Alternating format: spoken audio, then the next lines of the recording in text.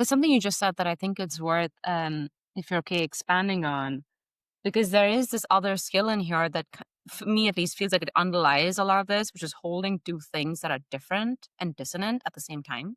Yes. Cancer Yes. sucks, the diagnosis sucks, and at least I'm at a good hospital. Yes.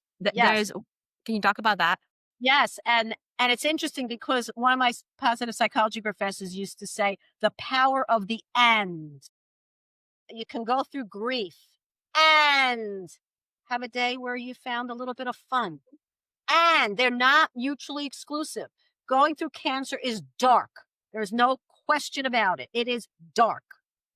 And you can find bits of light within each day, which is something that I intentionally and mindfully looked for, sought after. So if I'd be laying around because I was exhausted, but then I had a half hour where I sat up and said, I feel a little more energetic.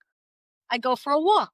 I get in the car. My husband would drive someplace pretty to the ocean, to a garden, even just for a half an hour. So it's finding those bits of light within the darkness, within the day, and we don't need that much to elevate us.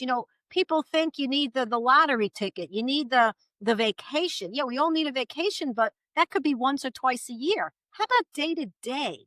Can we input pieces of joy and goodness into our day each day? Into our life, I mean, each day, not just wait for that big thing because we'll be stress balls all the time. Yes. And it's really, really important, but it's intentional to do that because it's very easy to say, "Oh, I'm too tired today." We may not be tired the whole day. There may be a half an hour when we could say, "Oh, let me go out, let me walk a little, let me catch the sun." There's something in here that I want to tease apart because I've heard it come through a few times. And if I remember Viktor Frankl's work, I think there's a similar element in there, which is when the period of suffering or darkness is very long and can feel indefinite.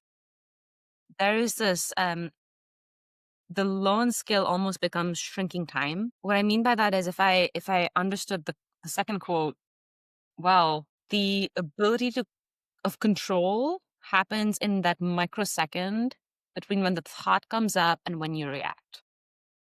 Right. That's where the choice Where the lies. choice Yes. ends, right? So the choice is sitting in a very small uh, moment of time, but suffering goes on. At least with the vast majority of patients, sometimes for years, sometimes for decades.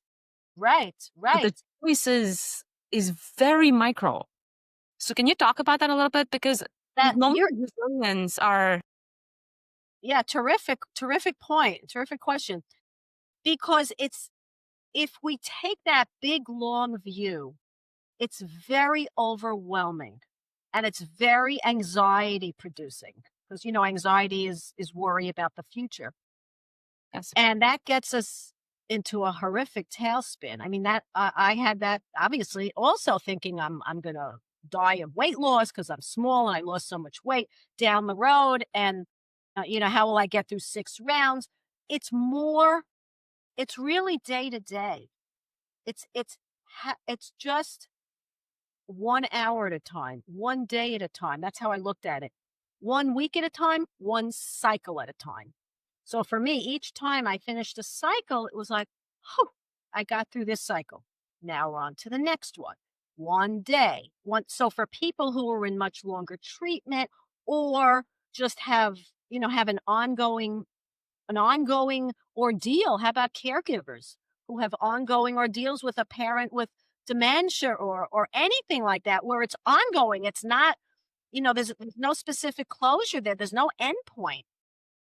It's it's a lot of day-to-day coping skills and 1 day at a time. Otherwise, it is extremely overwhelming to look at that big landscape ahead of God, how am I gonna deal with that?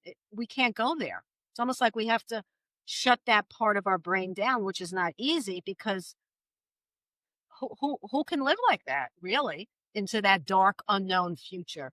It's easier, but it takes work to stay more present. And I'm Yes. not saying that's easy, but that's kind of the goal. And I think that helps us cope, is to stay more present.